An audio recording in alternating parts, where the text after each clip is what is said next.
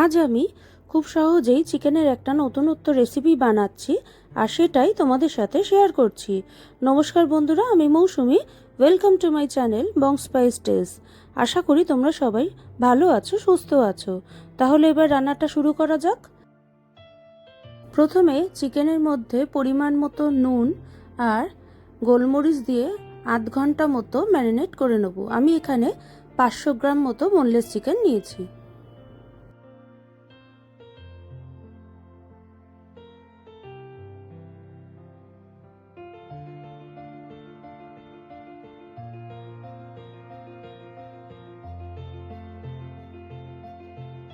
এবার একটা ননস্টিক প্যানে সাদা তেল দিয়ে তাতে ম্যারিনেট করা চিকেনগুলো দিয়ে দিলাম।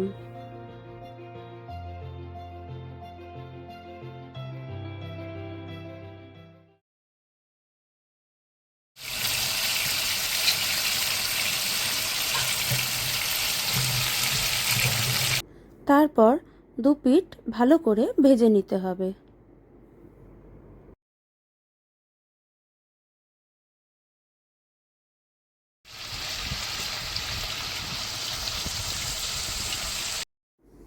মাংস ভাজা হয়ে গেছে, এবার একটা পাত্রে মাংসগুলো তুলে রাখলাম।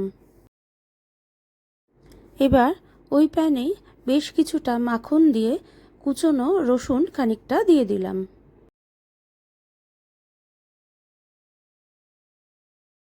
এবার রসুনটা একটু ভেজে নিয়ে তাতে বড় চামচে 1 চামচ ময়দা দিয়ে দিলাম। ময়দা দিয়ে ভালো করে একটু ভেজে নিতে হবে।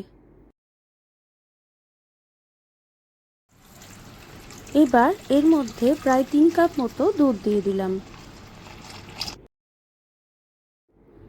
তারপর ভালো করে মিশিয়ে নিয়ে ভেজে রাখা চিকেনগুলো দিয়ে দেব।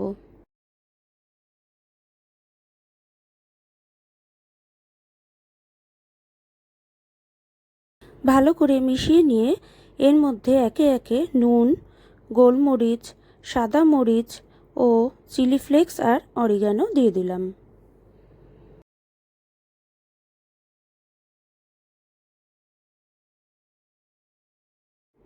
তারপর আবার সব কিছু একসাথে মিশিয়ে নিয়ে লো ফ্লেমে রান্নাটা হতে দিতে হবে।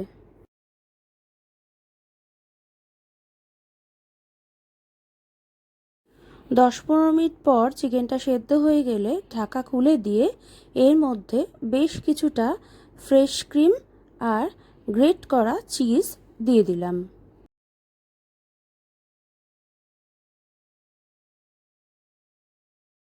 সব কিছু মিশিয়ে নিয়ে 2-3 মিনিট মতো রান্নাটা করে নিলেই তৈরি হয়ে যাবে আমাদের এই হোয়াইট সস চিকেন।